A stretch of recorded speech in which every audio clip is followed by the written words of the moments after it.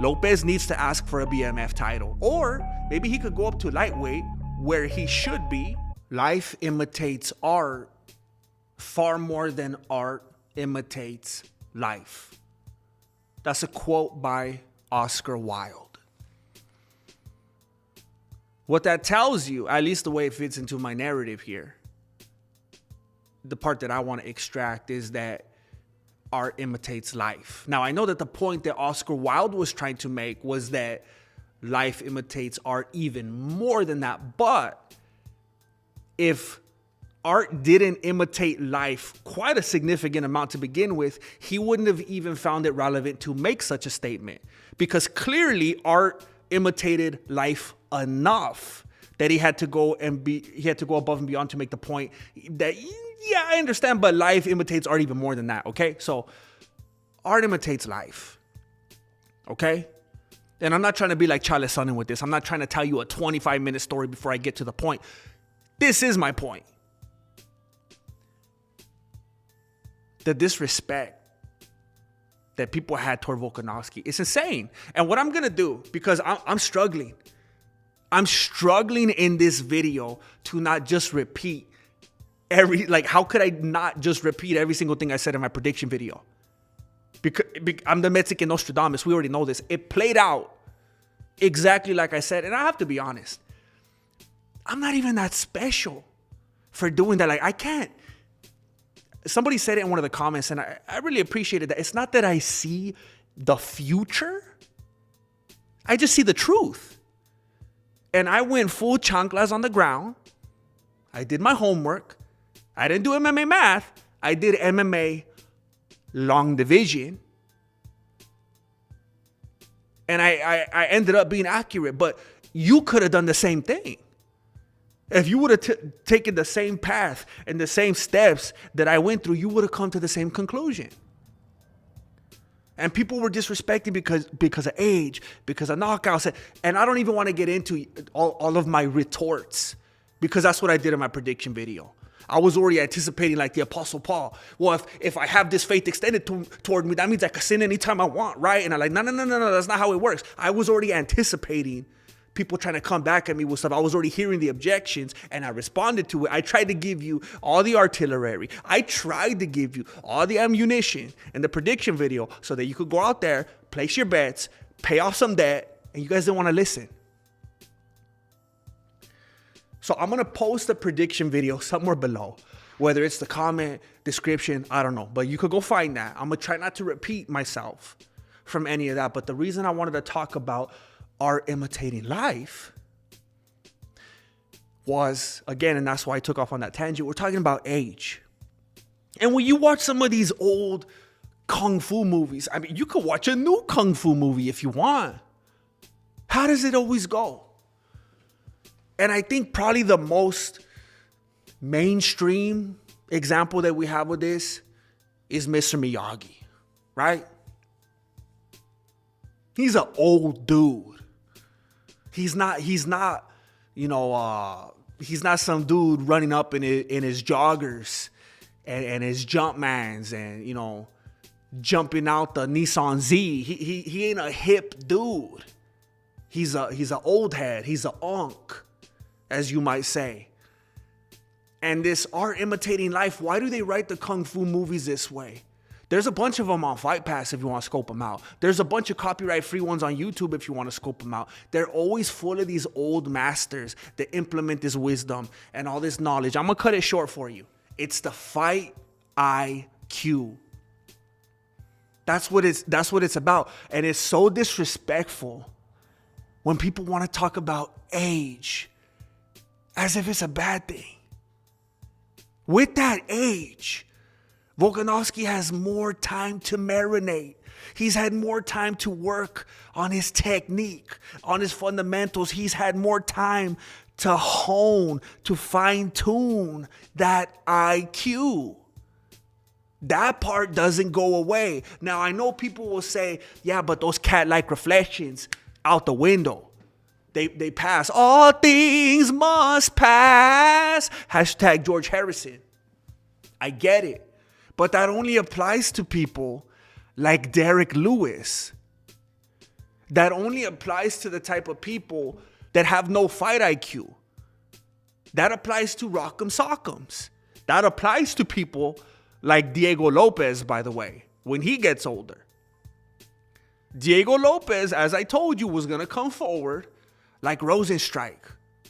He was going to come forward like classic Dustin Gaethje before he cleaned it up a little bit with those fights against Fiziev.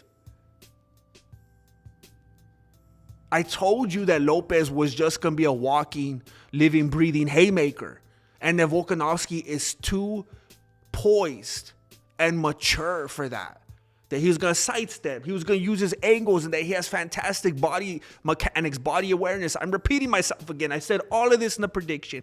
Art imitates life. The reason they make all these old grandmasters, all these old kung fu guys, all these old guys leading schools and dojos and their communities and teaching them. That's why you got Ip Man, in his whole dress beating like 35 dudes. And look, did it really happen? I don't know. But they wrote the script they wrote for a reason.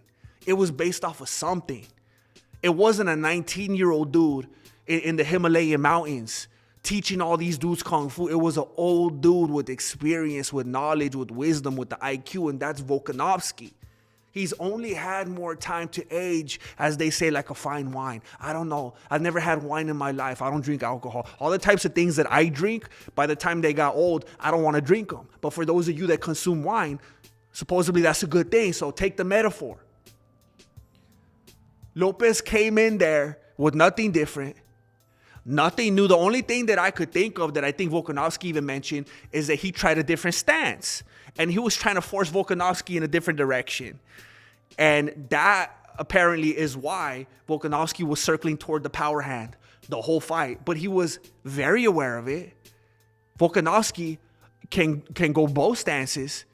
He could circle both ways. He ain't like a right-handed dribbler and you got to force him left because he don't know what to do. He practices both, homie. That dude could mirror himself. I told you this was like O'Malley and Merab again. Nobody needed to see this. It served no purpose. Let me try my best to actually break down the fight, because what I don't want to do is make a video where I'm saying, I feel vindicated, I was right, you guys were wrong, Volkanovski's not too old. Let me give you some actual things that happened in the fight. This is it right here. Lopes came in like Rosenstrike, and he thought, you know how Max Holloway points to the thing, and he's like, let's go right here, toe to toe, and he points to the center of the canvas. That's like the mentality that Lopes had the whole fight. And he seemed to think, you know what, I'm going to fight him again. And this time, we're just going to stand there and go toe-to-toe and brawl. And this time, I think I'll knock him out. I don't know why he thought that Volkanovski would be so dumb to do that. Volkanovski had moments where he stayed in the pocket and he traded. And it was like, oh, snap. I don't have one-punch knockout power. And Volkanovski gave him 2. And he gave him 3. And Lopes still didn't go down. And what did he do? He adjusted. He didn't stay there. He didn't stay in the pocket like Dustin Gaethje against Holloway and get knocked out. He thought, okay, I'm going to use different tools. I'm going to use different weapons because of his fight IQ. So he circled a certain way. He leg kicked a certain way. He used certain combos. He made sure that he was there or not there for certain counters. And then he started with his takedowns and getting the control time that he knew he needed, controlling him the way he knew that he needed to. He implemented his entire smorgasbord while Lopes was headhunting. And Volkanovski isn't the kind of fighter like Adesanya where it is straight up stick and move and even straight up turn your back to him and jog away while the crowd boos you. It's not like that. Volkanovski does it in such a way, because remember, he's my favorite active fighter. Volkanovski does it in a way that makes me nervous. Because Volkanovski, he likes it. He likes to hang out in the pocket for as long as he can. And too often, longer than he should. So he didn't win this fight doing like Adesanya and running out of there and point fighting.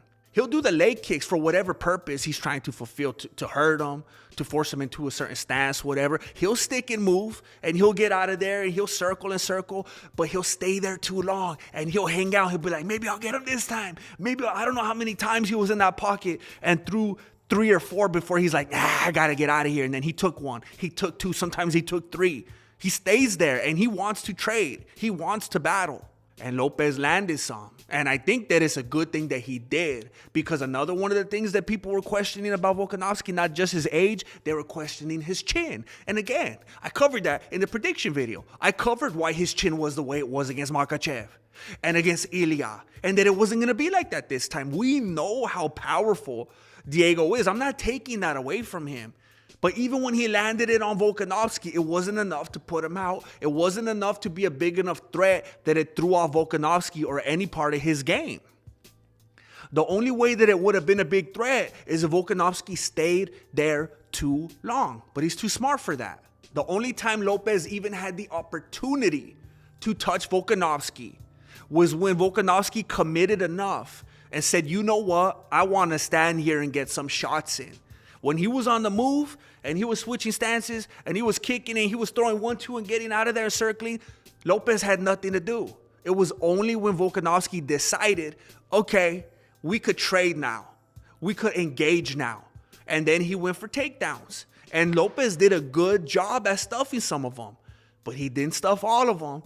And Volkanovski did what he wanted to when they were on the canvas. And Lopez is supposed to be this scary second degree Brazilian Jiu-Jitsu black belt, head BJJ trainer at his academy, and he did not want to go to the ground with Volkanovski, which I said he wouldn't want to in my prediction, and Volkanovski had his way with him.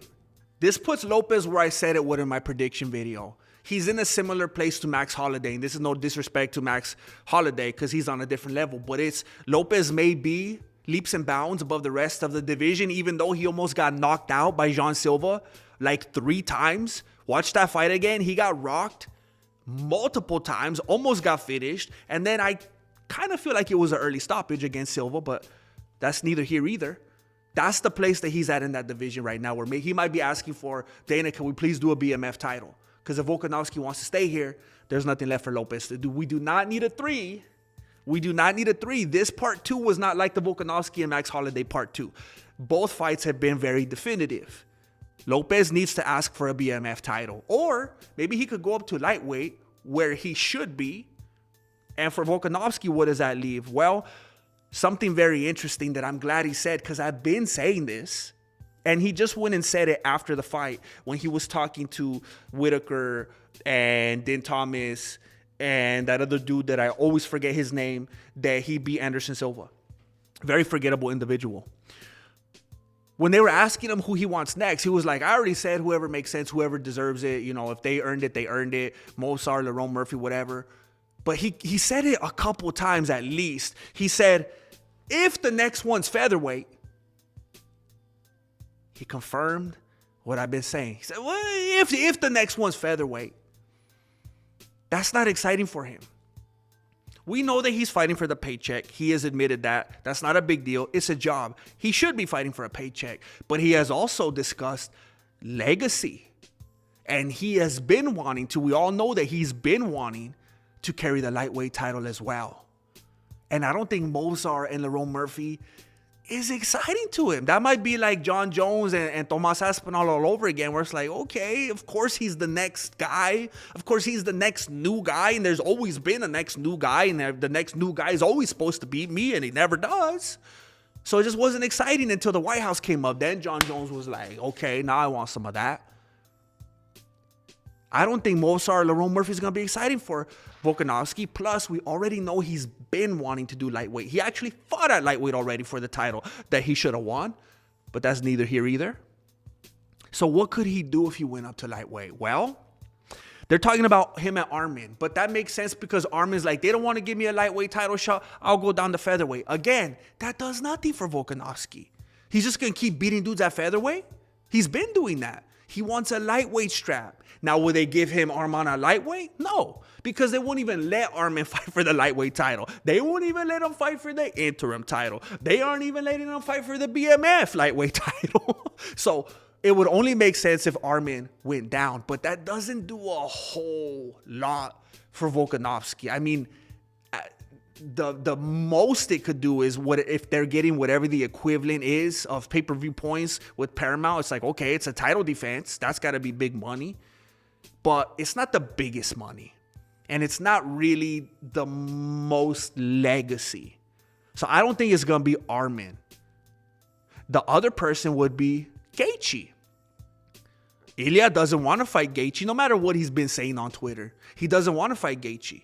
He wanted to fight Pimblett, supposedly, because Gaethje wasn't good enough. But then Gaethje beat Pimblett.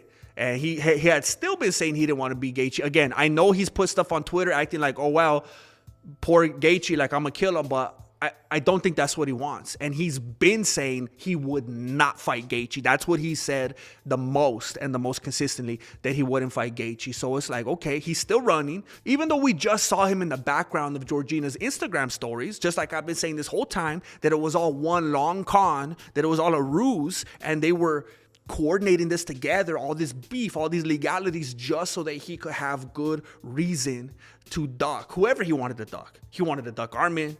Now he wants to duck Gaethje, whoever it is, whenever it is. Ilya not wanting to fight Gaethje leaves Gaethje open to who's Gaethje going to fight. And there's been names thrown out there. People have talked about him fighting Conor McGregor at the White House, which a lot of people think is crazy and as over the hill as they think Gaethje is and as washed up as they think he is. It seems like everybody thinks that he will destroy McGregor. But what about Volkanovski and Gaethje at the White House? Well, as much as people think that Gaethje would destroy Conor, I tend to think that people probably think even more so that Volkanovski would destroy Gaethje. But there may be some pros there. I don't know how much the UFC likes Gaethje, especially after he started speaking out. Maybe Dana would be eager to give Gaethje to Volkanovski, a super fight. Maybe he says, all right, I did good work at featherweight. Let me climb up to lightweight and let me have Gaethje at the White House. It's probably not going to be Armin and Gaethje at the White House, because as much as Dana has been pushing back on Armin and not wanting him to head any events, do you think the one he's going to have him back at is going to be the White House? And even if he had him back before that, the timing wouldn't work out for him to also do the White House. And they're probably going to further try to humiliate him and make him fight the winner of Oliveira and Holiday for another fake title. It almost comes down to a matter of necessity and Volkanovski simply wanting to move up, because Ilya's probably not going to fight Gaethje at the White House. It probably won't come to fruition, Conor McGregor and Gaethje at the White House. They're not going to give Armin to Gaethje at the White House. And you know Volkanovski wants to move up. So it is a likely matchup to have Volkanovski and Gaethje at the White House. But what I think would make the most sense, because I don't think Gaethje would be competition for Volkanovski, very frankly. What I think would make the most sense, money-wise, legacy-wise, and what options does Ilya have? If he doesn't move all the way up to 170 and face Makhachev, who's he going to fight? Is he going to fight Gaethje? What does that do for, if he really cares as much about legacy as he talks about, what is that going to do for Ilya's legacy? Is he going to fight the winner of Oliveira and Holiday again? He's not going to fight Armin. What if Volkanovski moves up and fights Ilia Tapuera at the White House? Now, we already know, because, by the way, Volkanovski is the first dude that Ilya ran from. And it's for a good reason. Because if you watch the fight again, and man, aren't you guys tired of doubting me? You got to be exhausted. Could you listen to me? Can you do yourself a favor and listen to me for once? If you go back and watch that fight again, Volkanovski was not obliterated. He was not embarrassed. He was not outclassed. He simply got caught. He got caught after he had a severe concussion because he took a fight on 11 days notice when he was partying and drinking. It was a whole chain of events. It was a butterfly effect. Never should have happened. And we've seen his chin now after 2 Lopez fights. That's the only reason it went down the way it did with Tapuera. He was already in a bad place and didn't have enough time to recover. But that's not the case now, because we've seen the way that Lopez hits and how many times he landed. And Volkanovski was good.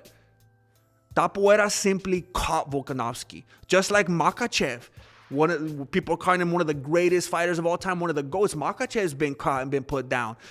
The face of the UFC right now, who people are again putting on a Hall of Fame, one of the greatest of all time, is he the GOAT? Alex Pereira. he got put out. It happens to everybody. If you watch the fight again with Volkanovski and Tapoera, not only was it competitive, Volkanovski was winning, and he got caught. And Tapoera said, never again, never again. I'm never fighting him again. But again, from all the other dudes that Ilya has to choose from, he's already been running from them. And now Volkanovski's doing his thing again. And this is at a different weight. And he's not compromised. There's everything in the world to justify this on paper.